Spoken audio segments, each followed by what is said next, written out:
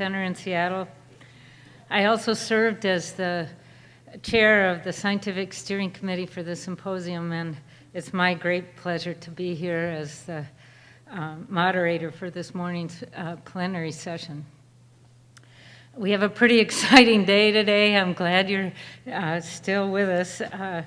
There are 4 concurrent sessions on topics and that I think all of us should be paying attention to.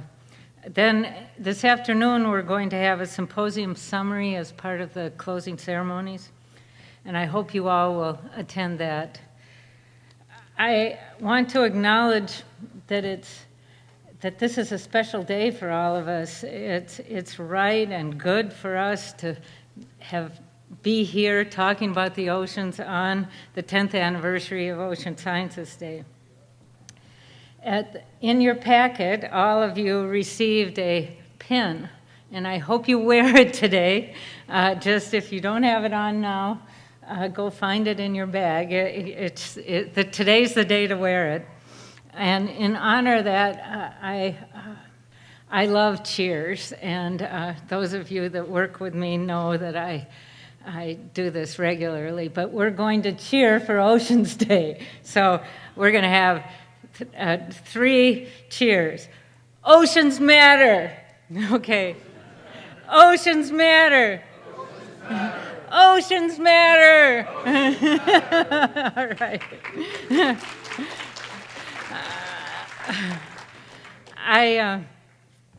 I'm moving you along, but this is perfect timing. I have a couple of reminders. Everybody should turn their cell phones off. If you haven't done so, please do so.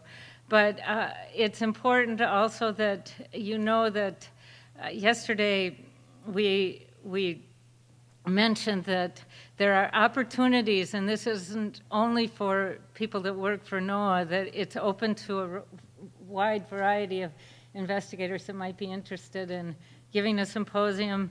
If you're interested, you see this email address. Tracy Gill is here. She can stand up. There you go. And so please contact her. We would love to spread the word on your interesting science. The other thing I wanted to announce is that we are planning to have a feedback from this symposium. If you have ideas on what worked, what didn't work, we would really like to hear about it. And so this afternoon you're going to hear more about an online survey that all of you will receive. And I hope you will take part on it, because it will certainly shape the format for the 5th effects of climate change on the world's ocean. So without any further ado, it's time for cartoons. And Bas, I think it's up to you. I think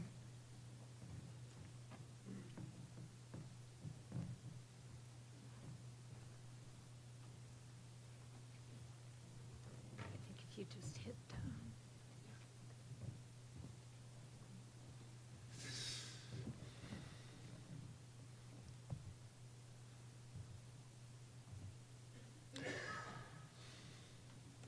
Yeah. Okay, good morning, everybody. I talk about yesterday, of course, and that was the 4th day, which was the day after the poster presentation.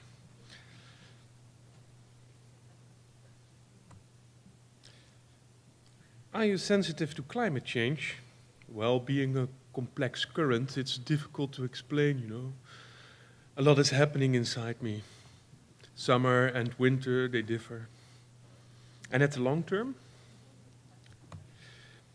In the Peruvian upwelling, there are so many fish in the productive layer, but they consume all the oxygen. Okay, comic. Ciguatera on the road. Nice, warm water. Reproduce. Also lots of nutritions. And the fish come. Nice, algal bloom. Let's get fat and reproduce. Hey, nice, lots of fat fish. Ah, nice. Fish is tasty and healthy. Better not to continue. No fishing here. Highly ciguatoxin toxic area. two parahemolyticus in the Indian Ocean. The climate change has both winners and losers. So let's see how this competition will unfold. But we are in a good position. There we have El Nino bringing us some Vibrio parahemolyticus. Hola. And here is the El Nino from 2015 and 16. A monster, caramba. We could have a clear prediction of the climate change if that decadal variability would not be in our way.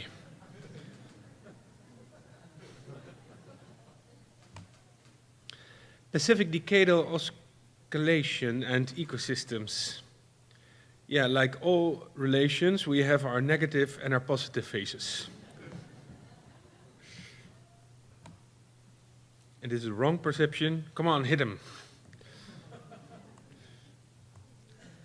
So how did you deal with environmental stress? Well, I started smoking non-stop, which results in more CO2. To be honest, I miss those large body fish. Oh yeah, me too. We have such a bad ranking on the fish body condition index now. You know, I'm fed up with those scientists generalizing us, right? They should see us as individuals. And put knowledge together. Now we understand the system better. Well, we mainly understand better. We'll never understand it totally. Nice upwarming here. Let's bloom. Oh no, lots of CO2. Forget about the blooming. This carbon pump is working less efficient. Yeah, that's because we have less types of and smaller types of plankton. Climate change productions present the killer algae. Starring Qualerpa toxifolia, soon in an ocean near you.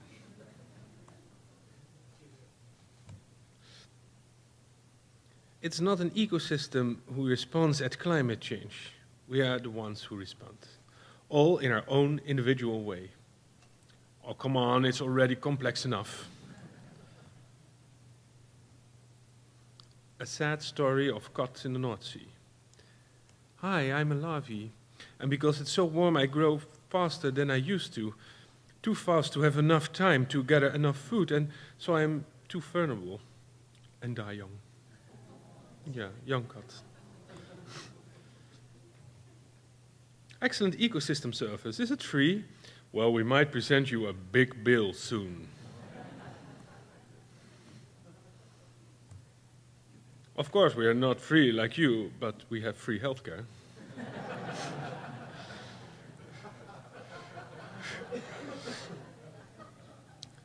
Is the fish poisoned?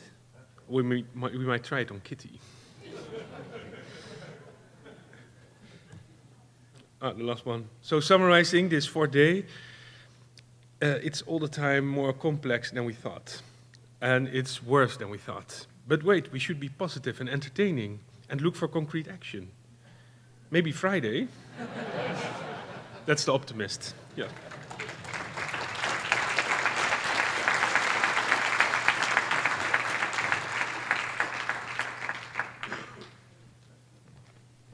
Well, thank you. Those were really fun. Those were particularly good this time. So I'm just going to give you an overview. Today's sessions are continuations of sessions that you've already been exposed to. So the first one is benthic and pelagic system responses in a changing ocean, from genes to ecosystem level functioning. And if you remember, this one focuses on how species and communities are reacting to climate-related changes across the range of biotic and abiotic stressors. That's session 11. The next one is session 14. That's vulnerability and adaptation of marine socio-ecological systems to climate change. This is being led by Jorn Smit, Katerina Santos, and Kathy Mills, and this one focuses on How do we assess vulnerability and adapt to a changing marine systems?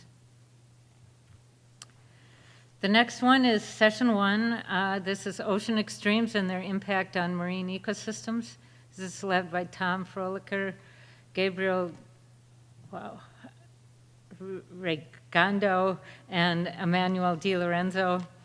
What are the current and projected future impacts of marine heat waves and their ocean extreme events on marine ecosystems? The last one is session 8. It's understanding the impact of abrupt ocean warming and continental scale connections on marine productivity and food security via western boundary currents. This is led by Ellen McRae, Avit Gangapade, and Hassan Mustafid and John Quinlan. And this is looking at how western boundary current regimes are changing and what are the biological to social impacts and how do they respond. And so I hope you'll go to all of those. And if I didn't get your name quite right, I apologize. Now it's my pleasure to introduce the first of our plenary speakers. Dr. Salmo comes to us. He is speaking for session 18.